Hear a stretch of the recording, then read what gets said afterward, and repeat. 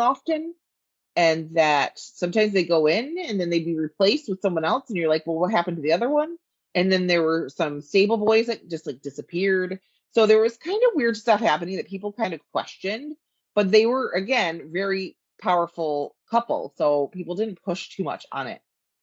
However, there was a neighbor who saw the madam chasing a little girl through the courtyard with a whip, chased her into the home. She could see her chasing her into the house, up another up the stairs, going up the stairs, a 2-level home until they were on the roof. And then the little girl, you can see, runs across the roof and she sees her disappear and then hears a thud and then screaming. And the little Oh my girl fell God. from the roof. And she saw that there were slaves in the courtyard that ran to her and picked her up, and they ended up burying her in a shallow grave beneath the cypress trees. Rumor has it that she chased her because she was brushing the madam's hair and it yanked, and she got pissed. So she chased her with a whip and then basically chased her off the roof of the house. That The is little girl horrible. is said to be called Leah. Leah or Leia. I'm not right sure which one it is. Horrible, It was horrible, spelled horrible. different ways. Yes. Now, in New Orleans, it was prohibited that there was a French law that you could not treat your slaves cruelly. Now, again, there probably was a lot of rules about how you treat your slaves. It doesn't mean people followed them. Right. Who's But gonna enforce authorities, it? exactly.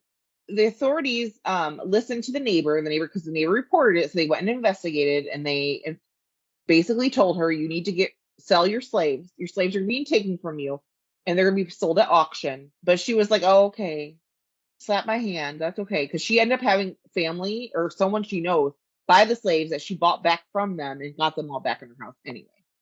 So, and then when people came over, she just told them it was a huge misunderstanding. It was such an accident. Everything's fine now. It was just an accident because she didn't want anything to hurt her social standings. Oh In 18, no. but then the veil drops because in 1834, during a party, they're having a soiree, a fire broke out in the kitchen. And this was a bad fire, like the whole house, back end of the house was on fire. And they said that it was started by a 70-year-old cook who was chained to the stove. And she did it to end her life so she wouldn't endure any more torture. Oh God. Yeah. The firemen arrive and Judge Canonig, Cano, I don't know how to say his name. There was a judge there who's a local official, and they began searching because they were told by the neighbor that there was other slaves in the house and they were probably upstairs. So they began searching for it, and they get to the upper part of the house, and there's a wooden door that led to an attic, but it was locked. And Dr. LaLaurie, they asked him for, because he was in the house then. So then again, he did separate from her, but he came back. He was there that day. He refused to give them the key to the door. He would not let them in there. So they were like, if there's people in there, we need to get them out. So they broke the door down. And it's reported that they saw 7 slaves that were more or less horribly mutilated. They were suspended by the neck, with limbs apparently stretched and torn from Oh, one extreme to oh, another. It seemed as they sick. were imprisoned in there for months too, because of the chains on them were embedded into their skin. Ugh, Yeah. The awful. slaves were emaciated and showed signs of being whipped and lots of scars. It And they were, amazes me how human beings can treat other human beings. I know, they were bound Oh, in restricted postures, and some even had spiked iron collars on. Rumors that said is that bodies were found in the attic and their corpses were mutilated beyond recognition.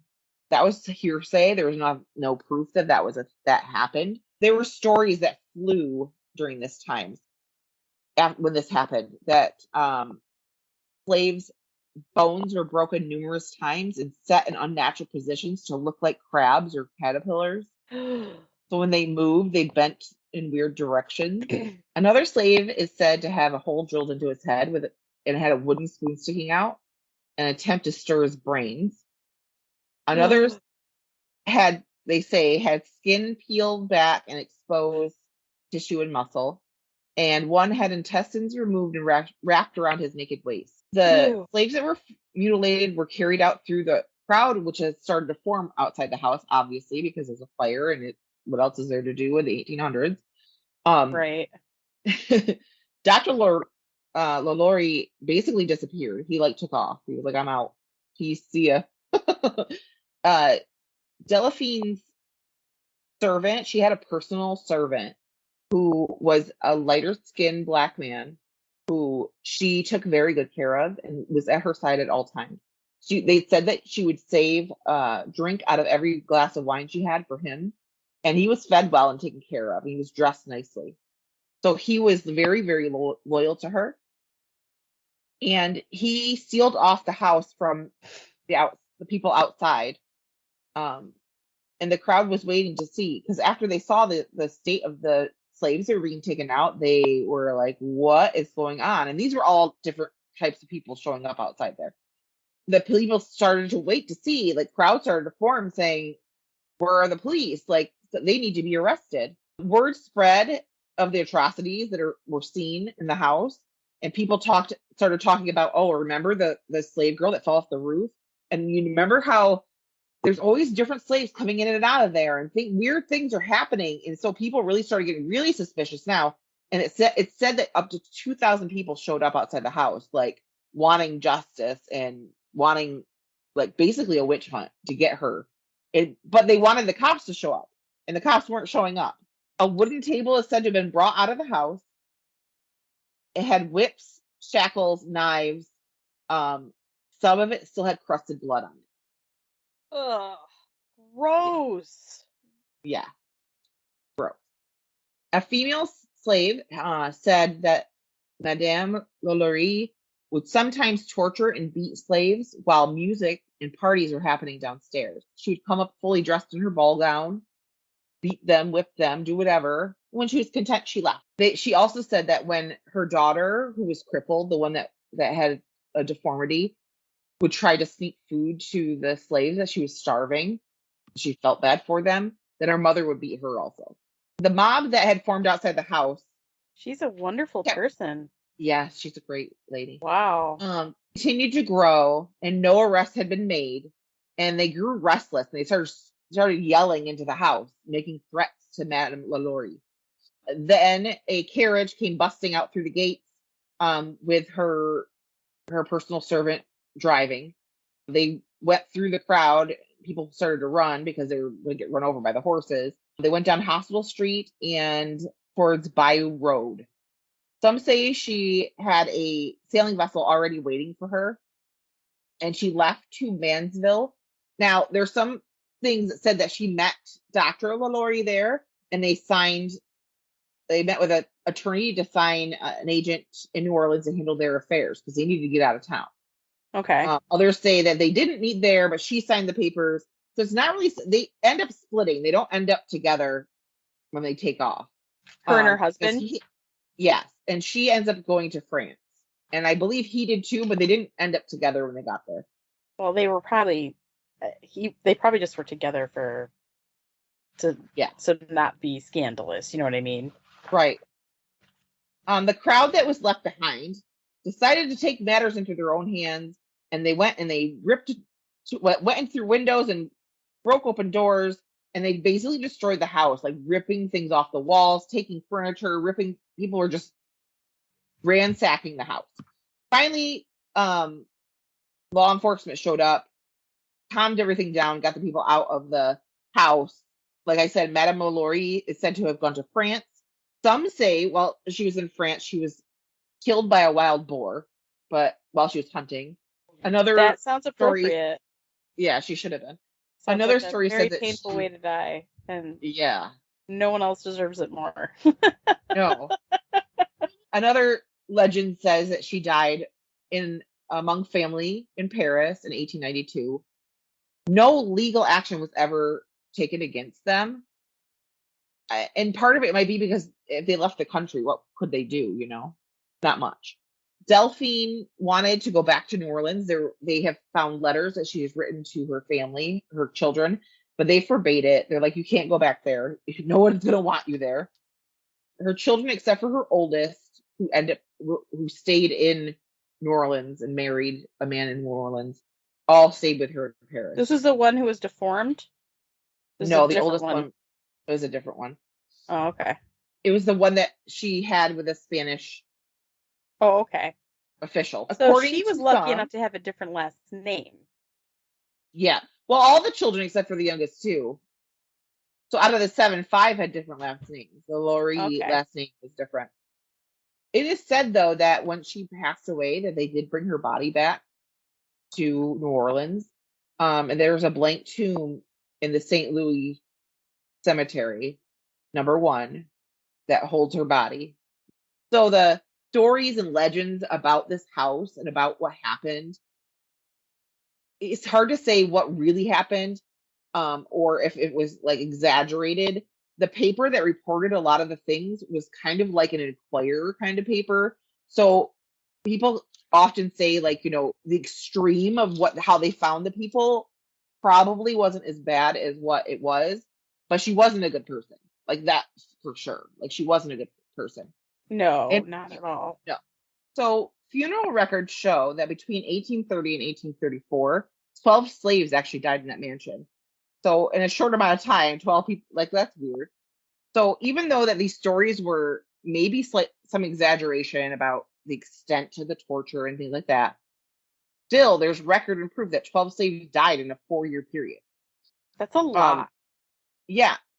One was a cook and laundress named Bon, I think. Bon. And her 4 children. So what? If 5 of the 12 were one family, what does that say?